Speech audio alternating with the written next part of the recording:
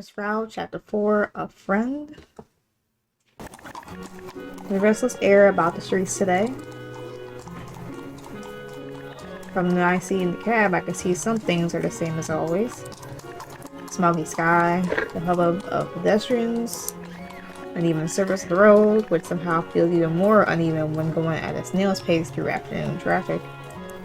All commonplace things, but today they seem to mock me.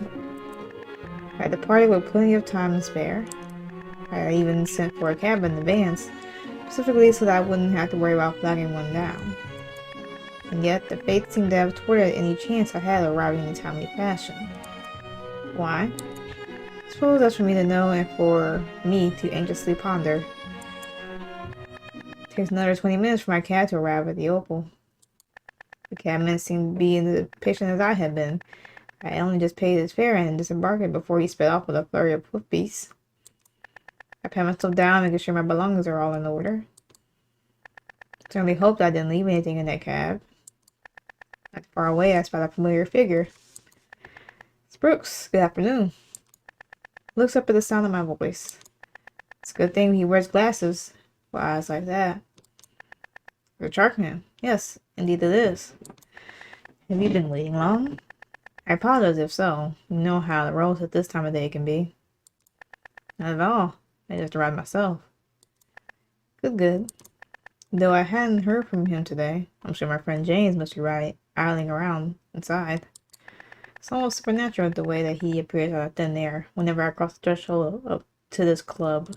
Not up, but to. Sounds as though he's quite the reliable fixture. Indeed, almost irritatingly so. Well, shall we? Please lead the way. After entering the Opal, we hand our hats to the porter and descend upon the stairs to the lounge where, as predicted, James is hanging about. Good day, James. As soon as I've called James' attention, he notices I'm not alone. First, my guest with notable excitement. Ah, you must be Mr. Brooks. Okay. Yes, you must be Mr. Ashburn. It's a pleasure to meet you. Mr. Brooks quickly slips off his glove to meet James' hand with a firm shake. Mr. Brooks, James is a school friend of mine.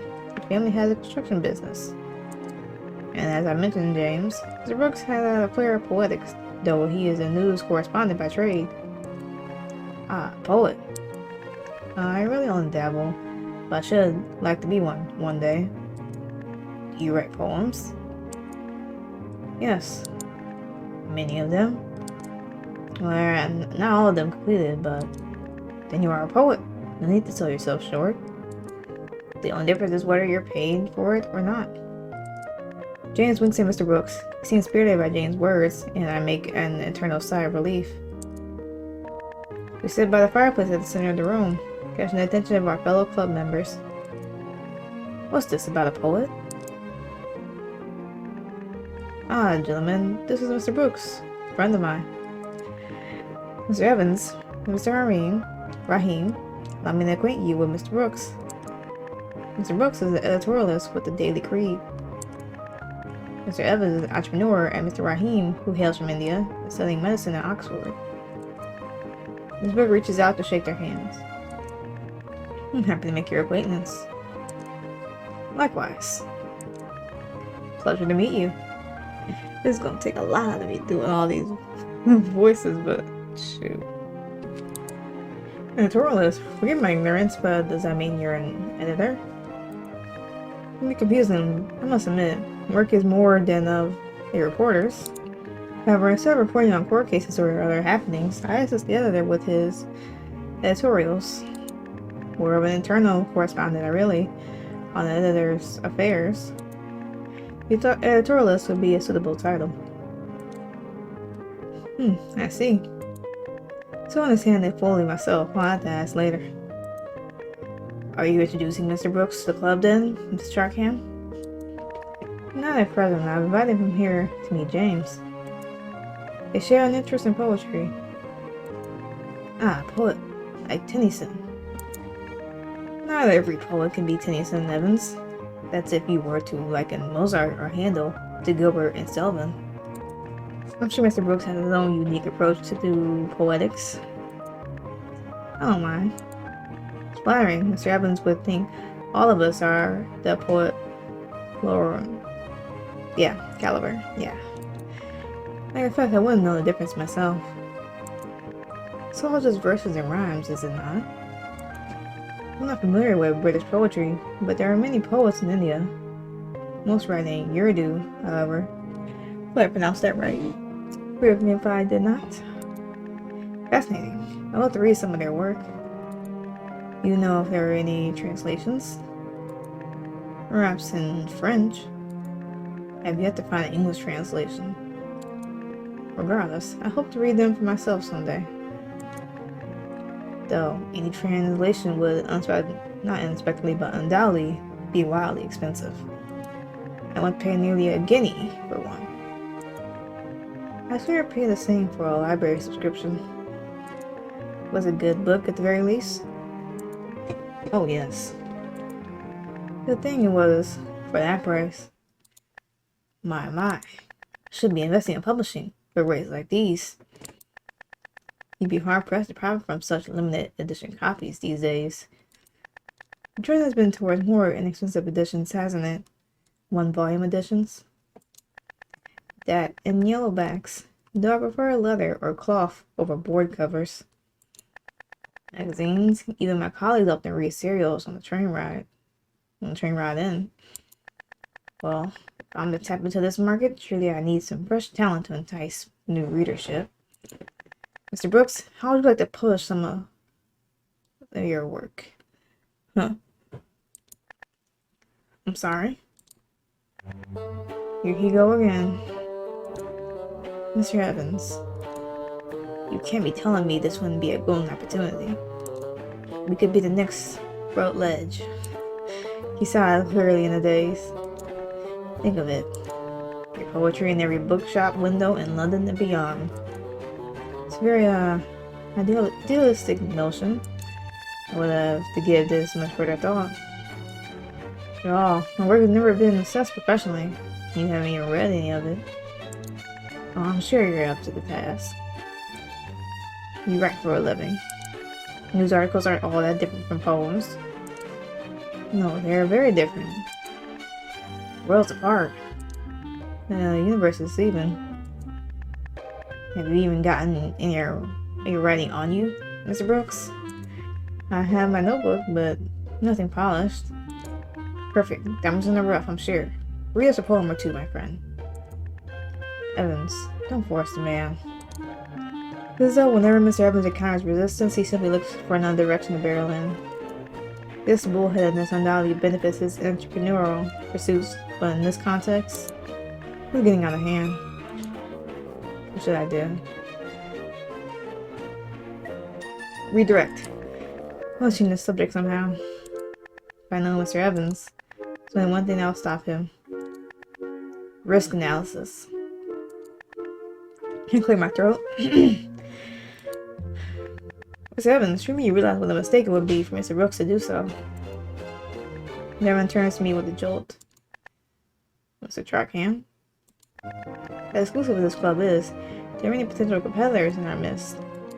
You never know who could be listening. That's right, we want Mr. Brooks' work to be plagiarized. Or heaven forbid for him to be poached by other publishers. By Jove, you're absolutely right. You wouldn't mind rendezvousing for another day, would you, Mr. Brooks? I'm terribly sorry, I wasn't thinking at all. Brooks offers the entrepreneur a smile. That's alright, Mr. Evans. I wouldn't have known where to start regardless. Next time I have the opportunity to prepare more thoroughly. He gave Josh a moment and he goes quiet as the rest of the group prattles on. I can sense his relief. He's no longer being cornered after all, but he seemed disappointed as well. So I hope I haven't offended him. I think that was the best course of action. Later afternoon passes in much of the same manner as he does at the club, with banter, cigars, and drinks all around. Mr. Brooks partakes in the conversation when the opportunity arises. He otherwise listens, nodding politely as James, Mr. Evans, and Mr. Raheem prattle on. The sun is already setting by the time Mr. Brooks and I leave the Opal. Damn, I'm like having sight. Let's be on the main roads. Should have asked for the footman to call one. Perhaps there'll be a few on the next street. That's quite alright, Mr. Charkham. I do hope your landlady isn't too ruffled by your tiredness to supper. I have to reimburse you for any damages which may ensue. That's right, isn't that severe at all, that, despite the dramatic anecdotes I've shared. Worse, I'll suffer the light scolding and saucerere, cold gravy. Thank goodness for that. When I was a child, my mother would send me to my room without so much as a breadcrumb if I were late to dinner. How stern of her. Given I wouldn't arrive home covered in mud and bits of grass from playing in the gardens, I mean. No matter how envious I was or how much I protested, she insisted I had to be bathed and dressed first. But I was always well fed afterwards. Seemed like you had an eventful childhood. While living in the countryside, my sister and I had to make our own amusements. Scraps, bruises, and all. Wouldn't have caught me bolting outside as a young boy. London is no place for children to frolic, for one thing, but I was always the bookish type. Never strayed too far from home. As if I had the luxury of such open spaces, I would have ventured outside the page more. Wouldn't have been good for my constitution. Indeed. We fall quiet, and I fill it with layers of leather between my gloved thumbs, a forefinger restlessly. When the silent tension breaks, it's Mr. Brooks' voice I hear. Thank you for inviting me here, Miss Charkham. Though I feel slightly out of my depth. I'm glad I came. I'm glad you did as well. Really, your presence was refreshing. You're welcome to join here anytime. I take it up on the offer on some other occasion. That you regard me enough esteem to invite me here in the first place is moving. You can count the number of people in my social circle with just the two fingers, or with just the fingers on my two hands, even less for those I consider friends. You can add another few to that list now. Jane's are true, you wouldn't have heard the last of. Put the name down after yours. I myself caught off guard by that simple statement. And given the matter of friendship much thought after our first meeting several months ago. Possibly standing here together like this would never cross my mind. And yet here we are. A friend. We're friends. Strange sense of serenity washes over me. I glance over towards Mr. Brooks only to catch him looking back at me. He differs his gaze with a start, leaving me to wonder how long he's been staring. I'm gonna have a bit of a stroll, actually. Shouldn't be terribly far for me to get home from here. Oh, by all means. Please don't delay on my account. Well then, I'll be heading off. Until next time. Mr. Brooks raises his hand in parting as he turns to leave, and I return the gesture. Goodbye, Mr. Brooks.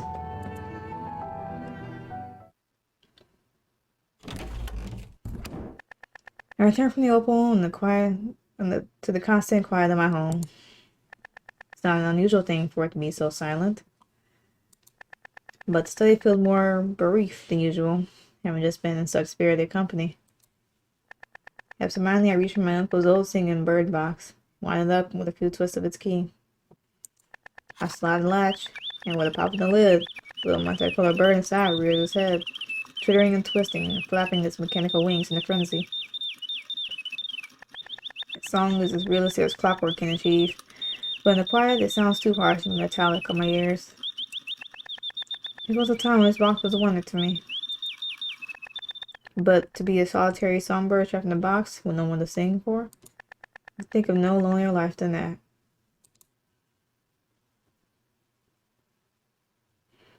Thanks for playing. We hope you enjoyed this taste of what's to come. Let that support development of OSAS, which is of Sense and Soul. Providing feedback or joining our community, visit our website at the link below. Visit soul.com/demo player. Until next time. So, that is it for Sense and Soul, the extended demo. This is the last part for the time being. We'll check the extras. CG's found, or should they include in the future updates?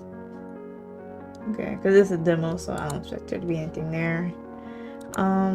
About section, so this is the about section. They have a Twitter, Tumblr, and Instagram, of course, everything for this game. I will do my best to link all of that below, but hopefully you enjoyed all the parts and the demo in full completion. As you can see, there are going to be future developments because I played this game over a year ago, I believe, so it's been a minute. But I did thoroughly enjoy the dialogue, the visuals, the music. Everything came together really nice, very peaceful and casual. And I hope you feel the same. So with that being said, I'm going to end it here. So this is Of Sense and Soul, the extended demo. Hopefully you enjoyed this video. Of course, if you did, don't hesitate to like, share, comment, subscribe, all that fun stuff. And with that being said, hopefully you had a good day, good yesterday, and better tomorrow. And I will catch y'all in the next video.